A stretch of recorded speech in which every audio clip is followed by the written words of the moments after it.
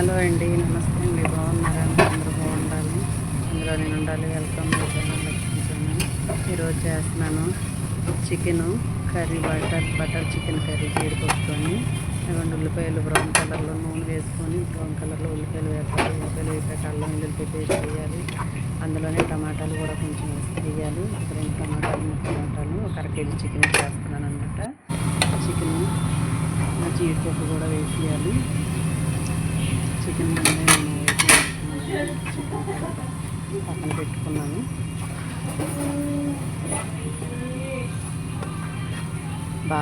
బాగా వేపాలన్నమాట, వేగిపోవాలి. బాగా దాని పచ్చివాసన పోవాలి. టమాటాలు, ఉల్లిపాయలు, ఇవన్నీ బాగా వేగిపోవాలి. వేగిపోయాక దాన్ని మళ్ళీ చల్లారాక ఇందులో ఉప్పు, కారం, పసుపు, ధనియాల పొడి, గరం మసాలాలన్నీ వేసేయాలి. వేసాక అవి బాగా వేగాలన్నమాట. బాగా పచ్చివాసన పోయే వరకు వేగాలి. వేగాక దాన్ని చల్లారబెట్టి బాగా చల్లారాక దాన్ని మిక్సీలో కూడా మనం పేస్ట్ చేయాలన్నమాట.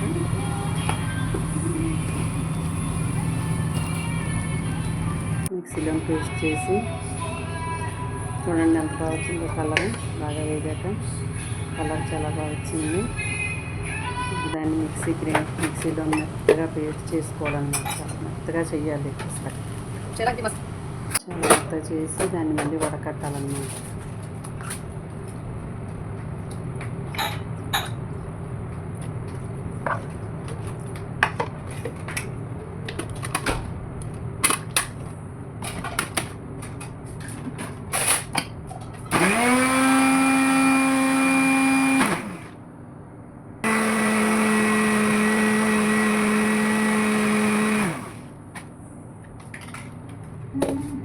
ఇదిగోండి, మిక్సీ బాగా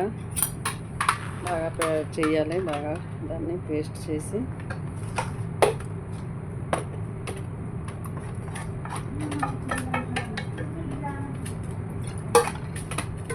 కొంచెం వాటర్ కూడా వేసి నీట్గా మళ్ళీ ఇంకోసారి పేస్ట్ చేసుకోవాలన్నమాట.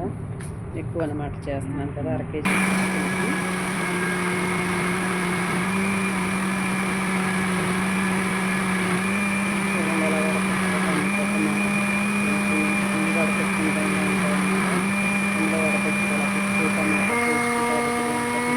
మళ్ళీ మామూలుగా మెత్తగా ఉన్న పేస్టే మనం చికెన్ కర్రీలో వాడాలన్నమాట. బటర్ చికెన్ కర్రీ అంటే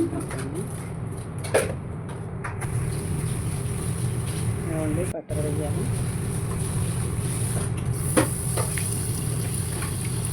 బటర్ వేసుకున్నాక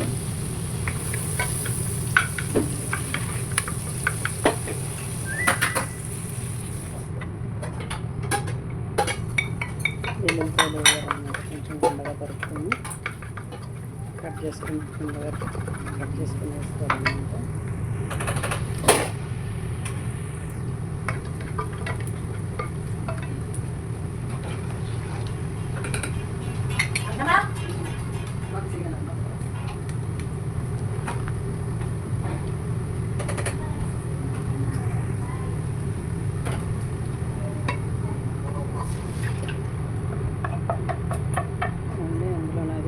కట్టుకుని ఉంచాం కదా, దాని పేస్ట్, ఉల్లిపాయలు, టమాటాలు, జీడిపప్పు అన్నీ వేయించిన పేస్ట్ మిక్సీలో పేస్ట్ చేసుకొని దాన్ని అందులో వేసుకోవాలి. కొంచెం ఉడికిపోయాక అందులో కొంచెం జీడిపప్పు కూడా ఉంచాను. పచ్చి జీడిపప్పు వేసాను. అందులో చికెన్ వేసుకోవాలన్నమాట. చేసుకొని దాన్ని వేపుకోవాలి. వేయించి పక్కన పెట్టుకోవాలన్నమాట.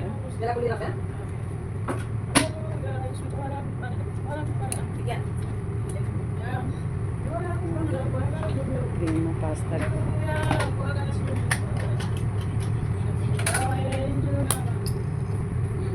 దాన్ని క్రీము, పాస్తా క్రీమ్ ఉంటుంది అనమాట, వైట్ క్రీము.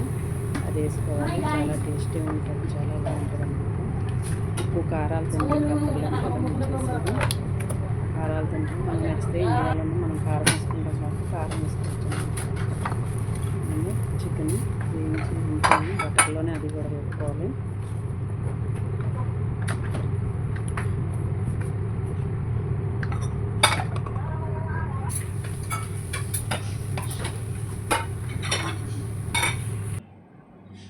చూసారా ఎంత బాగా వచ్చిందో.